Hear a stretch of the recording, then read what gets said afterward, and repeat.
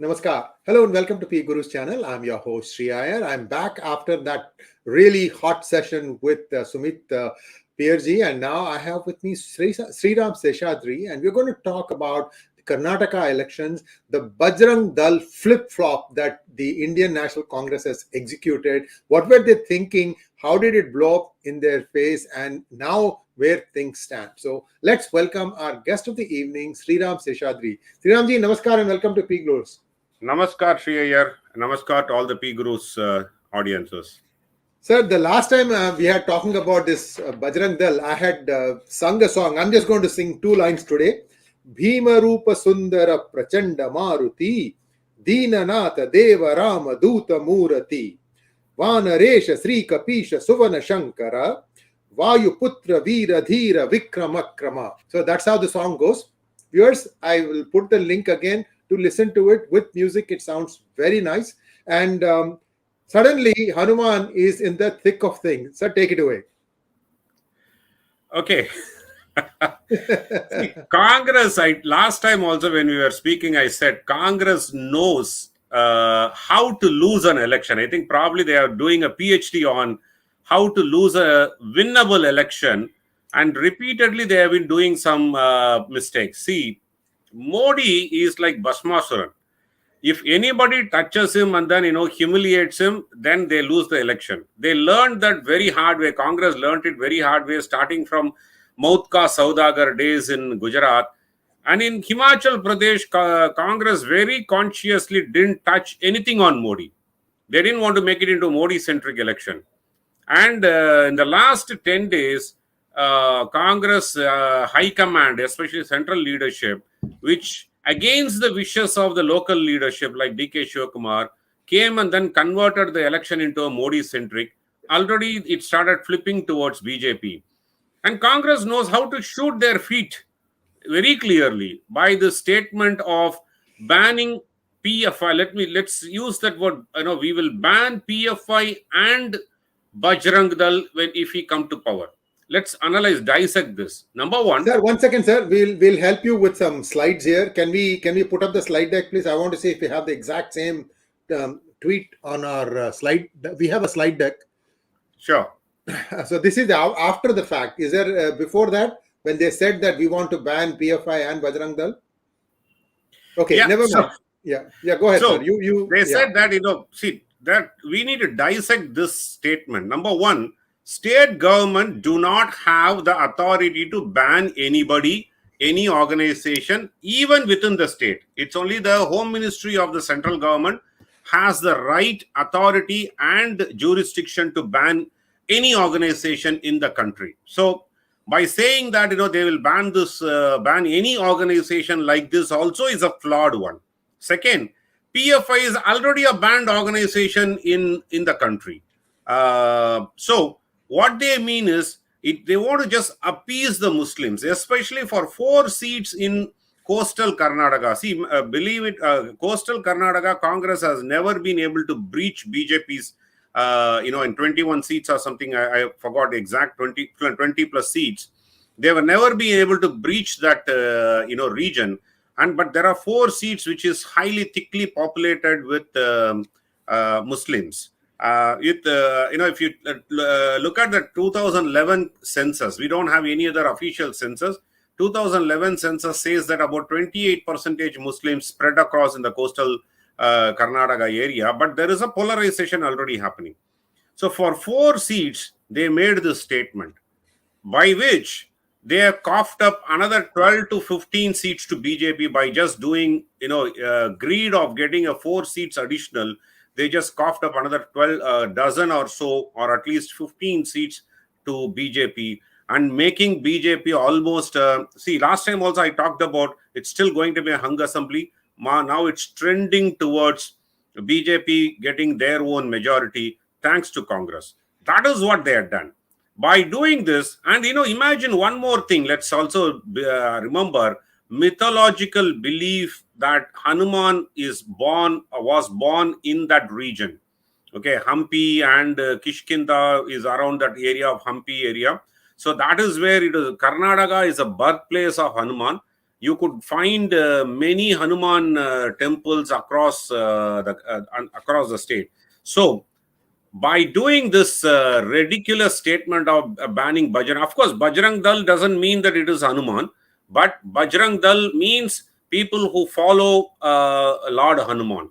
And Modi very exactly captured this in his subsequent rallies. He ended that with a Jai Bajrang Bali slogan.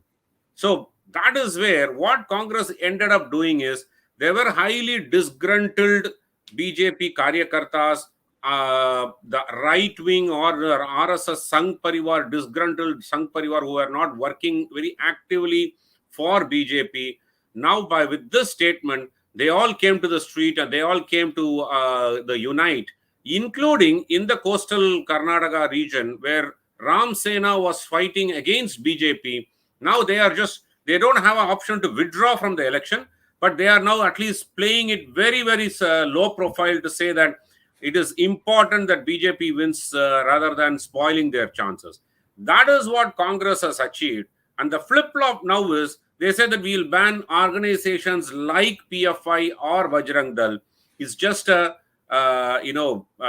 to assuage the concerns created. And Congress Karyakartas are very, very baffled by this statement. Second thing is, when you ban an organization, Sriya, a part of the governance is one issue, but putting it as part of a political party, putting it as a poll promise is totally totally unacceptable. This is a really hatred towards certain things and the appeasement of another community. That is what Congress has done with this statement. Now today the leaders went on to say we will build a Hanuman temple in every district. So just to see that if they can safeguard, I think, they have already, lost the ploy, but by making this a poll issue. Consciously, yes, Bommai or Yediyurappa or Modi or even Amit Shah Nadda avoided talking about any religious polarization in this in their rallies in the last 1 month or so. They consciously avoided, and Congress came and gave this on a platter. So really, I'm seriously thinking who is advising Congress to do all these things and then hand over the entire state.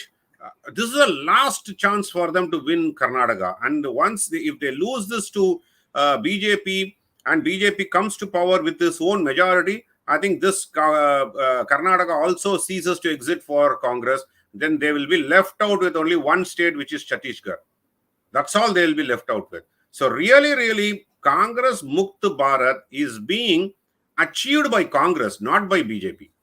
Though they wish that, but Congress is actually hell-bent on working in favor of BJP's statement that Congress Mukt Bharat. It's really appalling to have this sort of statement in their manifesto, Sriya.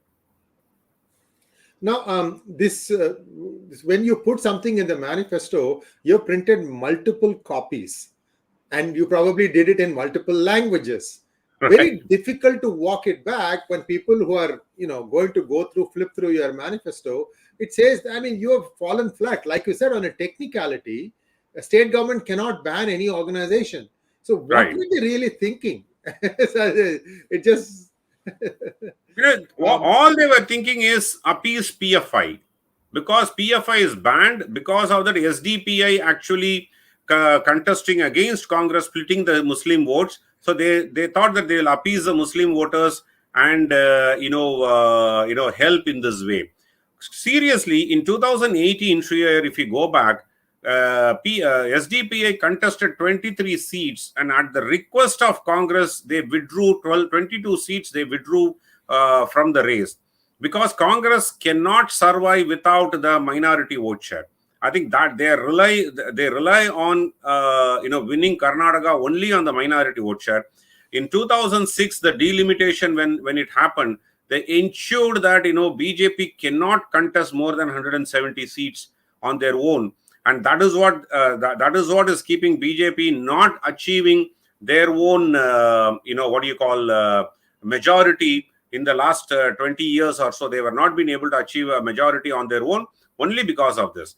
And this is precisely the point why they wanted to appease Muslims, so that they will, at least SDPI in coastal Karnataka and many other places, they are contesting against Congress or eating away Congress vote share. And in Kalyan Karnataka, Hyderabad Karnataka, OIC is eating into that share. So they are really, really rattled by this and just thought they will safeguard, they'll save few seats by making this statement. Other than that, it has no other impact, in my opinion, Sriram. Thank you, sir. And I'm seeing a lot of comments about Kishkinda and the place where Vali, Sugriva, and Hanuman lived. In fact, the author of the song, he also said the music, Dr. Kanix, told me that he had visited Hampi once, and when he was, walking back, that's when the inspiration struck him to write this song. Very powerful lyrics. Do listen to it and do put in comments what you think of the song. Again, this is about Maruti. I mean, we all know that Maruti did not know his own strength. Somebody had to tell him that, look, you are so strong that you can fly, you can do this, you can do that. So if I mean, I don't know. I still feel like, they couldn't have made a bigger mistake. Needlessly, pulling, Hanuman into all this stuff, it's going to be really detrimental to them. Another thing, Sriram, you probably notice this. See, we see so many things and we don't really correlate. If before these gyms came along, this is what, only 30-20-year phenomenon where you have all these treadmills, elliptical bikes and all that. Before that, remember Hanuman Vyayam Shala? Yep. Any Vyayam Shala, which means, gymnasium in Sanskrit, was Hanuman. There was nothing else. Absolutely, you're right. You know what? I heard few people. I want to just mention a few of the narratives by Congress leaders. Jagadish Shetter, probably known to have told some of his confident followers, confidants, that what the hell Congress manifesto is, because he can't go to his Lingayat community and then say, come on, because he has always been part of BJP. He had always been a worshipper of Rama and Hanuman. Now, he just made the statement, with what face will I go to my community and then say, vote for me? Siddaramaiah, another constituency in Varna, he seemed to have been rattled by this statement, even though he was part of coining this manifesto, part of the leadership team which created this manifesto. Siddaramaiah is now once again in a very, very weak wicket, because already only through adjustment politics with Yediyurappa, Siddaramaiah could win, because in that constituency, Varuna, where there is a significant amount of Lingayat population, and Siddaramaiah somehow got that seat thanks to D.K. Shivakumar and Karge and Parameshwara put together combination.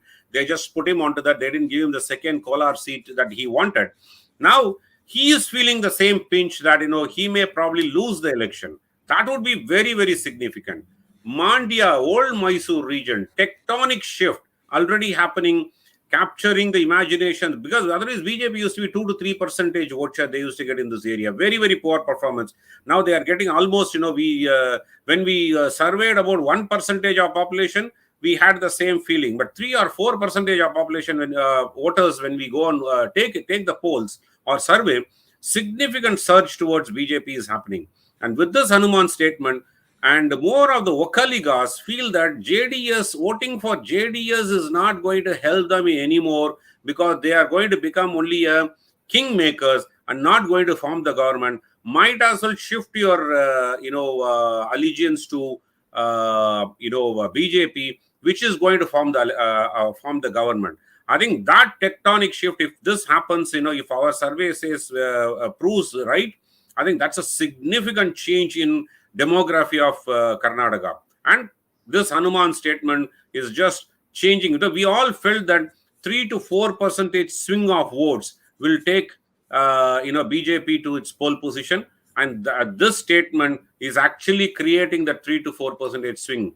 I think that is what Congress has achieved with this manifesto. And Modi is not lost that opportunity. He just grabbed onto it like anything, right? That's what his charisma is. Yes, indeed. And now the other things that are suddenly flaring up, like for instance, in along LOC, there's a lot of tension. People are saying that a lot of incursions are happening. We saw that 2 terrorists got eliminated. I think in Varahamula area. I'm going to start using the Sanskrit names. Varahamula area, and also the Manipur sudden flare up. This is now becoming a pattern. I don't know how India will hit back at China, but this is all, it's got a Chinese signature on it. Then the SCO, Bilawal Bhutto comes and that's a story in itself. Sriram, which audience really, gets swayed by this? I'm really thinking who's still independent. I mean, something like this Bajrang Dal statement, right? 1992 they were banned, but the ban was lifted by the then Congress government of PV Narasimha Rao after one year. This is a fact. All done. So it's that time everybody suffered. 4 BJP-run state governments were dismissed. Not one, not just Uttar Pradesh. He dismissed Rajasthan, Madhya Pradesh, everyone. So I mean that was the kind of impact at that point of time. And now to keep on going back and saying something like this when they know clearly that they cannot do it, I don't know why Congress has to do all this thing. Do you think, D.K. Shivakumar is sitting on a sticky wicket. Why I say that is, he is considered to be the money bags man of Chidambaram in the south. And a couple of his bagmen have already confessed. All this is in PGurus.com, yours. You can go and read this. Just type Shivakumar and see how much has come out. This guy is, if he doesn't become CM, Siddaramaiah will make sure he will not have an easy time, right? So, walk us through a little bit about the future of Congress. I mean, are they going to continue with this Kharge is the president, but somebody else runs the Congress model? See, what's happening especially what you said about D.K. Shivakumar, in fact, he is very, very vocal about when he speaks, and then he's a very easily approachable politician by any journalist or analyst. He had said many times that this is his last election to aspire for a CM position. And Siddaramaiah also kept very, very vocal about saying that this is his last election, and then beyond this, he's become old, and then he is not going to contest anymore. So all these people are using this as a last election, fever. D.K. Shivakumar, yes, he is the biggest money baron of Congress within, at least from Karnataka. But unfortunately, he has never got the limelight with the central leadership of Sonia Gandhi and Rahul Gandhi coterie, right? He has never been in that coterie at all. So he was always looked at with a suspicion by the first family. And because of that, he lost out a lot. And this is his last chance for him to prove that, if Congress wins, then he will be the chief ministerial candidate, is a myth. Because Kharge, who was supposed to become the chief minister in 2013 when Congress won decisively, because Yediyurappa started his own party and then split the Lingayat votes, and then Congress won on a majority on their own. Siddaramaiah arm twisted, saying that 80 of the MLAs are with him, and then if he doesn't become the CM, he's going to walk out and then align with JDS and form the government. That is when Congress gave in, and then Siddaramaiah became the CM. So Kharge has, and of course, D.K. Shivakumar at that point in time assisted Siddaramaiah to become the CM because he didn't want Kharge or Parameswara to become the CM face of Karnataka. So Kharge is going to remember this. Parameswara has always remembered this because he has never been able to make it into a CM-ship. Of course, he became a deputy CM, but he's a very tall personality, a Dalit leader. Then there is, I think, Munishwarappa or Muniyappa, another tall Dalit leader. All these people will ensure that D.K. Shivakumar doesn't become the chief minister, even if Congress wins. And so once again, they will either go with Parameswara or go with Siddaramaiah. So that is where the sticky wicket of D.K. Shivakumar is. And that is why he wants Siddaramaiah to lose the election. So that if Siddaramaiah loses the election and Congress at least edges towards the majority, then D.K. Shivakumar has a has a opportunity to become the CM. Coming back to the entire Congress, I think, they need to come out of this nutshell of Nehru Gandhi family, first, organization. Because as long as, Rahul Gandhi, who is more immature and then who is more, not a leader material, Priyanka Vadra probably not filling that gap. Sonia Gandhi, of course, she is totally ill. So there is no one who can come and fill that gap that, that can unite Congress. That is why you have seen a lot of leaders left. Jyotiraditya Scindia left. And then, you name every youth leader, you name everybody except Pilot. Everybody had left Congress, because, they want to have a political future. They want to have a political career. And they can't be just trusting on Rahul Gandhi and Priyanka Gandhi to survive. And neither of them will be able to take Congress to a glory that it had been before. See, as a nationalist here, I want an alternate for BJP nationally to be available so that you keep checks and balances are maintained. When Indira Gandhi had the brutal majority, we all suffered the emergency. And of course, emergency cannot be declared nowadays, and then it's all, not going to happen in the era where, people will come to protest, etc. But still, you need the checks and balances for BJP. It cannot become the draconian power within, within India. If they win 450 seats, or so, then it is definitely going to tip the balance, within the country. So you need a very strong national alternative. We don't need regional alternatives like the regional parties all becoming a khichdi and then, forming an alternative. That is not acceptable one. You need a national alternative for which Congress is the only organization which can fill that position. Unfortunately, the leaders at Congress, either they are looking at their own future or their own, what is in it for me, and the youth leaders, they don't want to take the mantle. They want to actually, have a political career because they have 30, 40 years of political career. So they're just switching towards BJP. So it's a big wake-up call. The G23 wrote about it. No actions taken. I think Prashant Kishore gave a 400 plus slides of how to revive Congress. It's all in the dustbin. So that's all happens, with respect to Congress. So Congress revival has to happen from outside, or it has to disintegrate in such a way that it has to happen from outside. It needs to form its own small regional Congress parties and then become another entity. So that is what I see future of Congress here. But unless and otherwise people roll up their sleeves and then really want to make it, it is going to be BJP advantage at least for next 20 years, if not more.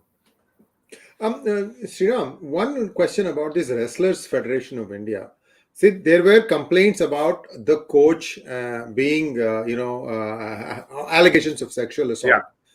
And then suddenly now what we started noticing was, instead of just the wrestlers, many opposition parties started coming and making an appearance there. Suddenly tents come up, there's food, there's everything available. And now I'm hearing that these parties are now asking farmers near Delhi to say, come bring your trucks, we want to do Rasta Roko and all that stuff. But let's get back to the crux of the problem. What is really the problem? See, neither you nor I are members of BJP. We don't have any axe to grind here. Yeah. We are really trying to get to the truth. What, according to you, has happened? See, the wrestlers' problem are twofold, Shreya. Number one, the Haryana Jat had always been, spearheading this wrestling, federation. In fact, the head of Wrestlers Federation used to be a Jat, and until such time there was a rule that the Jats could directly, they don't have to fight to qualify, they just have an automatic entry into international events, matches, international events, whereas the others, non-Jats, have to fight their way through to various leagues and then become qualified to become a wrestler representing India. And now the current federation lead or the head is non-Jat. I think he's a Rajput, and that is once again, there is a problem that they want to keep this within the Jat community.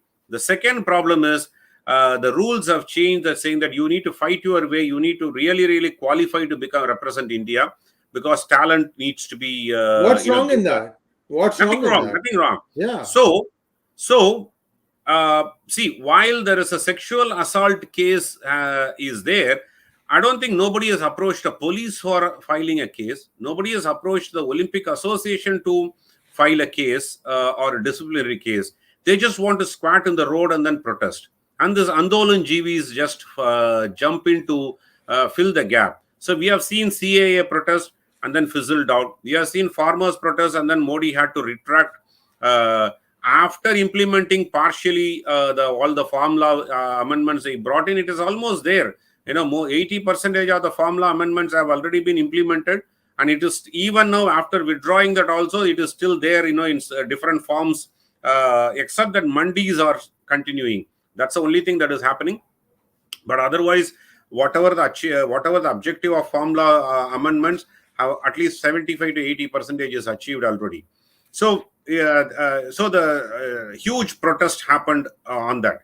Now, to run up to 2024 election, they want some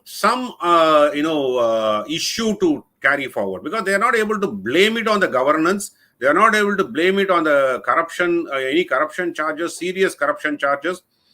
So even the Manipur restlessness, in my opinion, was a court-induced restlessness, because court has ordered saying that reconsider including Meiteis as a scheduled tribe.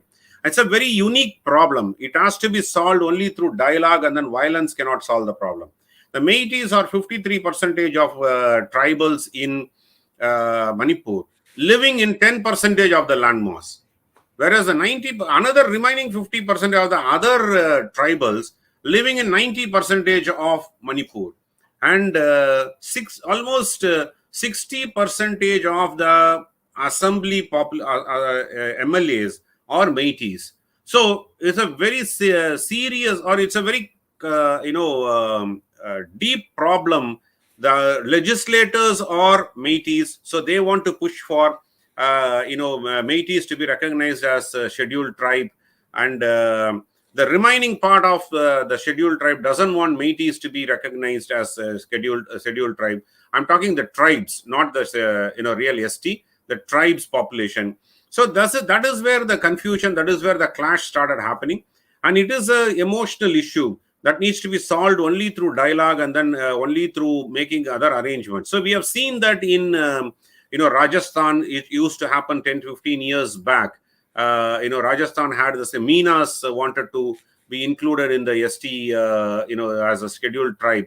So we have seen that agitation, we have seen that riots and all. So I think these have to be and this will not have any impact on the election in Karnataka nor in 2024. But these are talking points for especially the opposition to rake this up. The restless, agitation. Why don't the restless go and give a police complaint? Then the legal process will start kicking in. I think that is the first step if you have a case against them. But they're refusing to do that. Means either it is flawed, or either it is not true, or they don't have a proof. But at least let there be a legal process, kickstarting the legal process by filing a police case, or filing a case with PT Usha, who came out and then said, we have a very strong ways of protecting women in sports. Why don't you come and approach the Olympic Association? We will definitely consider that. They are refusing to do that. So it is only politics they want to play. She was also manhandled, wasn't she? She was also manhandled. Yeah, she was also manhandled. Yes, exactly. So they want to play politics using this issue rather than really finding a solution to that problem. I think that is what is being fueled by the anti-India sentiment people. I'm using this word anti-India. It could be Chinese instigated, or it could be within India, all those Andolan GVs who want their survival to happen. So they want to instigate this, they want to fuel this.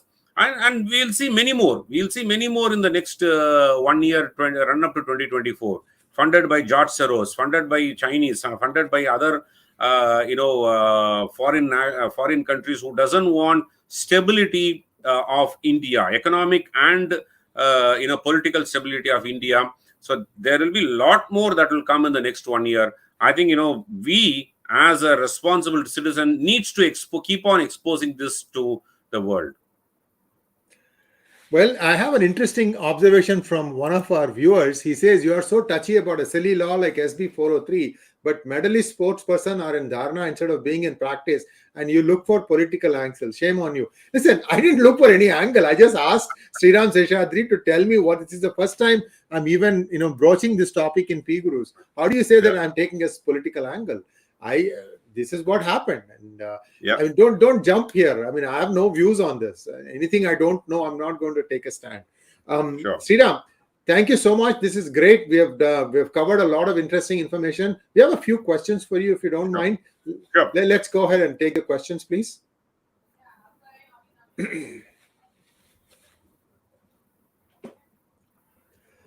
Srinivasan OMHV. Has this Bajrang Dal ban issue any impact in Tamil Nadu since Mr. Stalin is pro-Congress? Srinivasan, I don't think this will have any issue in Tamil Nadu, neither positive nor negative for any of the political parties, because Bajrang Dal it doesn't exist in Tamil Nadu, so to say. Probably very few pockets in Coimbatore area. Other than that, Bajrang Dal as such doesn't exist in Tamil Nadu. Second, the Sangh Parivar is not too active in Tamil Nadu. They will have to be very, very active, and they will have to be very, very forceful for if Tamil Nadu needs to get out of this Dravidian model and Dravidian mindset. Today, Governor talked about it, gave an interview saying that it is, Dravidian ideologies, Dravidian model is a spent force already. So, which is true. And Bajrang Dal ban issue will not have any impact in Tamil Nadu in 2024, neither for Stalin nor for BJP. Next question, please. Vishnu wants to know, sir, what will be the effect of Modi's 36-kilometer mega roadshow in Bengaluru on Saturday?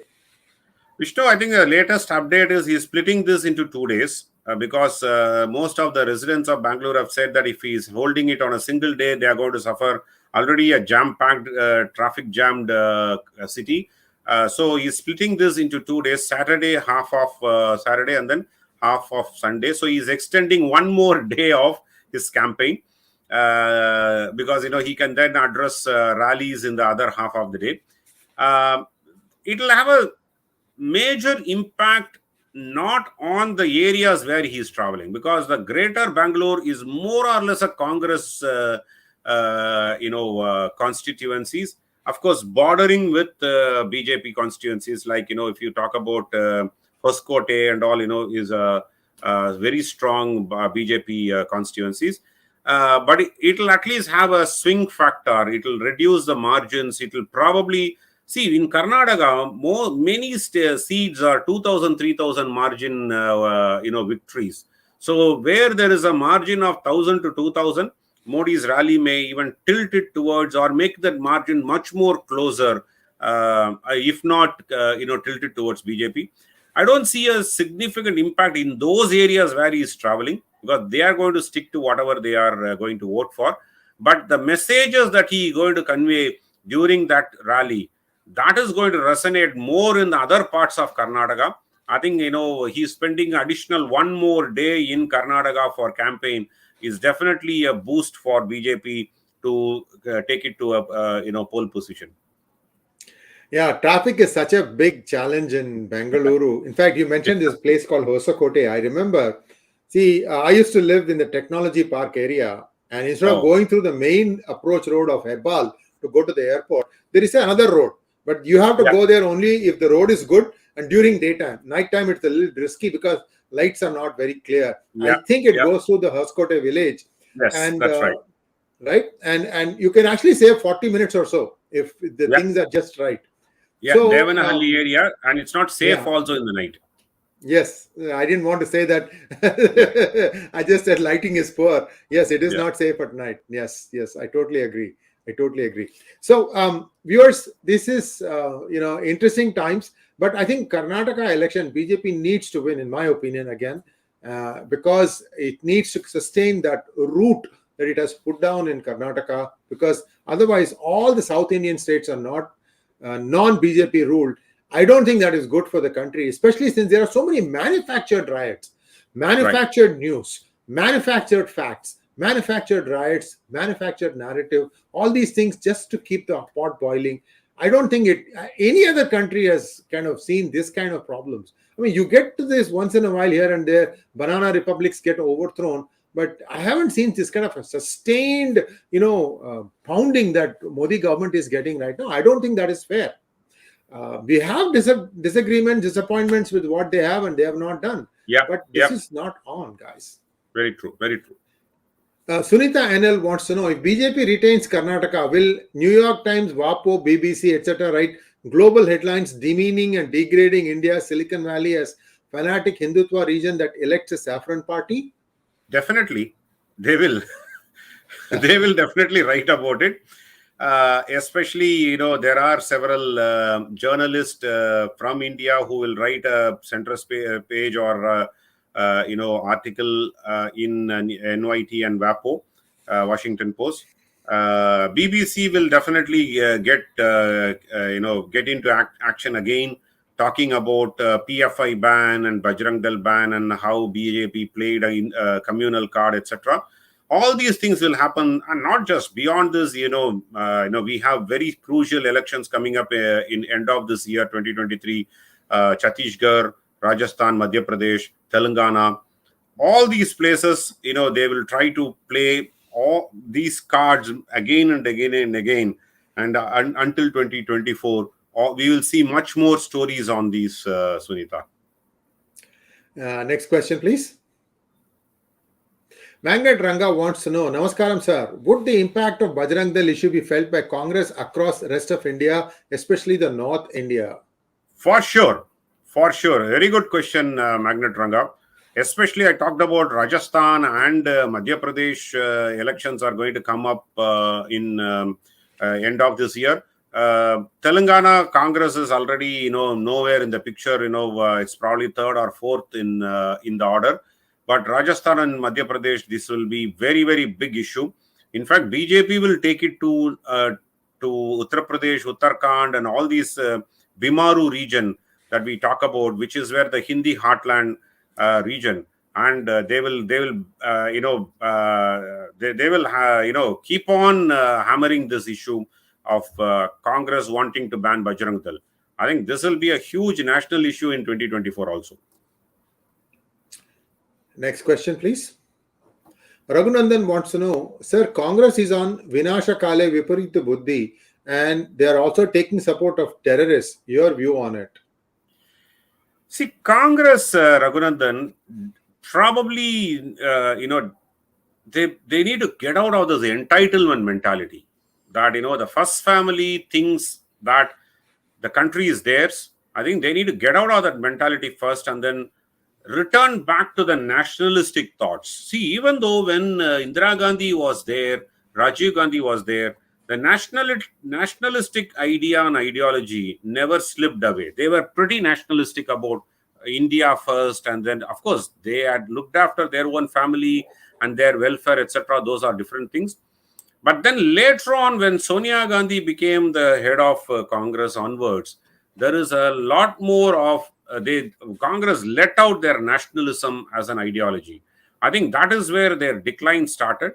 They need to get back to that, for which the first family hold on the property, party. I said property, inadvertently, but probably that makes sense also, right? First family's hold on the party should be removed, and then Congress leaders need to group up to say that, okay, what can they do to revive Congress? Otherwise, yes, it is decline. 2024, they may probably be highly insignificant, which is not good for the nation. As a nationalist, I think it's not good for the nation. I completely agree with you on that. Also, if I remember correctly, D.K. Shivakumar, to appease the lady, he built a huge church somewhere in Karnataka, if I remember correctly, yes, out of his own money. Yeah, of course. Yeah, he did that. So how can a Christian mother have a Jano wearing Brahmin boy in Rahul Gandhi. See, this is all nonsense. These are as Christian as they come. They are Catholics, Roman Catholics, as a matter of fact. Yeah. Mm-hmm. So, Arjun R. Can BJP still overcome the anti-incumbency factor, and how is JDS faring in the Mandya region? Arjun, I think very good question. Anti-incumbency factor already they are overcome. They are already overcome that, in my opinion. Of course, there are certain pockets where the anti-incumbency they overcame by changing many of their sitting MLAs. Didn't give ticket to many of the sitting MLAs. Very youngster driven contestants. So candidate selection was very, very, they just spent a lot of time analyzing each one of the constituency, each one of the candidate, and then made sure that, the anti-incumbency at least is not sitting in everywhere. JDS, this is what I told during the program. Mandya region, Old Mysore region, they are losing their hold in many places for a simple reason. JDS can worst become a kingmaker, and in 2018 they came to power but didn't do much to the Old Mysore region, and BJP has done a lot more to Bangalore Mysore High Expressway, and then a lot more in the industrial corridors of Mysore. So all those things, people, especially this is an agricultural area, they feel that the Kisan Samman Yojana and all those things are having a significant impact, and there is a shift towards BJP. Whether BJP will breach, I think 4 seats they are going to breach. That's what I know. I feel within that 25-30 seats, 4 seats which they have never ever won, BJP will probably breach. Maybe another 2 more, 3 more they may breach that from JDS, and JDS still may become a kingmaker if BJP is losing with the 2 or 3 seats to cross the magic mark. But then they'll become a kingmaker. But eventually, we all know that the 2 or 3 seats is highly manageable. Up to 20 is highly manageable, in my opinion, because JDS will support BJP. Keeping in mind 2024, BJP is going to form the government in center, and Kumaraswamy may want to become part of NDA. So they will actually align with BJP rather than going with Congress. So still BJP government would be formed, in my opinion, even if they lag behind. But in the last 2 days, we will know much more in a firm way whether BJP will cross this mark. But at least the trend has already gone there. 111 to 115 is what I put it at this point in time. Last week when we spoke, I said 106. Now it is 111 to 116. So somewhere in that range, they will win. Next question, please. Srinivasan OMHV. Sir, will Jagadish Shetter crawl back to BJP in a year's time? He may, because he made a stupid decision of quitting. That too, especially he had been the chief minister, and then he had been the party ideologue for 30-35 years. So it's a very, very wrong decision. It's an emotional decision. He should have reconsidered his decision when Yediyurappa gave him the olive branch. He didn't do that. So, and of course, he's also old enough, so he doesn't lose much even if he doesn't come back. But he's not going to gain anything in Congress, because Congress will just sidestep him once this election is over. So Jagadish Shetter will crawl back to BJP for sure, at least to have some favors from the government, both at the center and Karnataka. Srinivasan again. Sir, is there any impact from Annamalai leading campaigning in Karnataka? See, we won't know as such, but definitely, he has an impact in several places. The Udupi region, wherever he had served. That is where I talk about the greater Bengaluru, where, he had last stint, he was holding his position in Bangalore city. So he has some impact on that. He is a very popular policeman when he was in Karnataka. Even Siddaramaiah appreciated him. Siddaramaiah even gave him an option to reconsider he quitting, because he quit when Siddaramaiah was in power.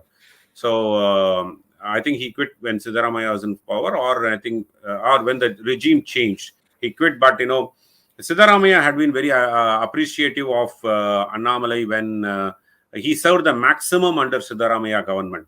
So he definitely has an impact with Tamil-speaking population. He has a great impact.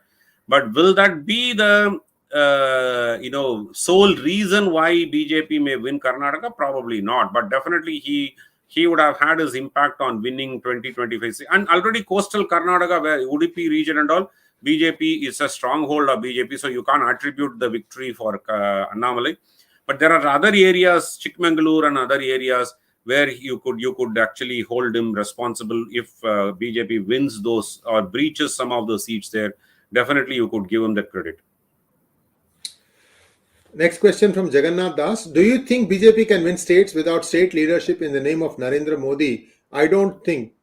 Today, Himachal Nikav Chunav came. There also as Congress has won. I think this is the municipal elections in Himachal Pradesh. Yeah. Congress won big. Please go ahead, sir. See, definitely Modi is a brand that sells. No, we have to accept that. But places like Maharashtra, you have Fadnavis, who is a very popular leader, and Uttar Pradesh, Yogi Adityanath is a very popular. Can you say that without Modi's name can Yogi win the election? Probably, they will use Modi's name because that's the most powerful brand name. Why would they not use his name? I'm just quoted a couple of examples. And Rajasthan and Madhya Pradesh, these are the places where without Modi probably adds more value, but already strong leadership is in place. Bandi Sanjay in Telangana, very strong leadership in place. Tamil Nadu, Annamalai is grooming to become a strong leadership. So I think BJP is not repeating the mistake of Congress when Mrs. Gandhi wanted to sidestep all the regional leaders like Nijalingappa, Kamaraj and others. So BJP is actually learned from their mistakes. You take the Northeast, Hemanta Biswa Sharma. So Modi's name will add value to Hemanta Biswa Sharma and Suvendu Adhikari in West Bengal. So all these people are become a very strong regional satraps, regional leaders, and Modi's brand adds more value to that. Definitely, as long as Modi is there, elections will be won in his name. No doubt about it. He is a hing. Makes rasam smell better. Shubha Nadigar wants to know, are there Bangladeshi settlements in Bengaluru nurtured as vote banks? Yeah, Shubha, definitely yes. There are several places in Karnataka, especially Bengaluru, where there are Bangladeshi settlements are there. But does that vote bank shift, favor a party? Yes, Congress. Say, for example, Hebal, Shriyar mentioned about Hebal constituency, where there is a significant amount of Bangladeshi people living there. So, and Congress, but to be very frank, I did a survey for one of my clients in Hebal. Congress MLA has done very, very significant work, especially the social work and help to the community during COVID. So you can't just say that he wins because of this minority votes. The person who is the sitting MLA is definitely a great guy in that constituency. And of course, the Bangladeshi voters and the minority votes add value. The margins for him to win. Already, Hebal is a very small constituency. In that, he wins about 60-70% of the vote share he picks up, and that because of some of these other factors. Yeah, some places, yes, Bangladeshi settlements are nurtured as vote banks, but the winning margin versus this Bangladeshi vote bank is not the same. Okay, there's more than the winning margin is more than the Bangladeshi voters. So even without them, Congress would win in those constituencies. Arvind Raghavendran wants to know, the WFI controversy looks like BJP is dropping the ball here. The restless claim police refused to file FIR. The SC had to intervene for FIR to be filed. See, for everything, there is a process to follow. If the police refused an FIR, What stopped them from filing a writ of mandamus? Taking action on the police officer who refused to file an FIR. So I'm just saying that they go to SC after a gap, after creating all these. See, I'm not no ways suggesting that the federation lead probably would not have abused women. I'm not at all supporting him in that cause. But sitting in a dharna, and there is a false pretense also there with respect to judges have to get into the wrestling matches without getting qualified. They want to have a privilege. Those are the things are unacceptable. If you're going to use this accusation or probably some of these women abuse issues to camouflage this privilege that they want, I think that is where I find fault with them. Otherwise, of course, court-driven process is already available. They could approach the court. They could have approached the court first, and then even if the court refused to step in, then protest is definitely an option. But I think there are a lot more than what it than the eye, it meets the eye. There's more going on than meets the eye. I know. Yeah, there's more going on than meets the eye. Yes. Sorry. Thanks for that. Exactly. English language is very, very confusing sometimes. It's not. Yeah. It doesn't flow smoothly. Ameya wants to know, how many years do you think it will take for BJP to come to power with absolute majority in Tamil Nadu, if at all? Ameya, thanks for asking this question. 2031, if BJP plays its card very right from now on, trying to grow its party, then trying to align with ADMK and then ride on their shoulder. 2031 probably is definitely a chance. 2026 at least gain about 30-40 legislators if they play it right. There's a right moment available, a right set of mindset available. I don't know whether central leadership will look into that. I've been appealing through many shows like this. The central leadership should look at the option of going on their own and then creating their own base and alliance. Let's see. I think 2024 will give us some amount of hope. All right. Sri B, I think, shall we make this the last question, please? Does Gali Janardhan Reddy's Kalyana Rajya Pragati Paksha have any impact on Ballari Raichur region? No, sir. Reddy's, probably he'll split some vote and maybe create a margin issue, but I don't think it's going to have any major impact at all in the election outcome. That brings us to a close of today's program. Sriram ji, I can't thank you enough. Just 2 hours ago, I called you and requested you to come on our show, and you accepted. You had traffic. Thank you so much, sir. I really, really appreciate it. My pleasure.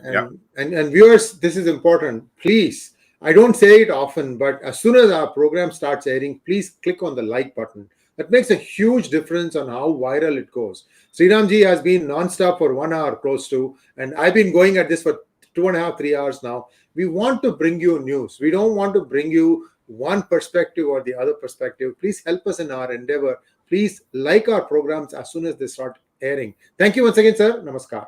Thank you. Namaskar.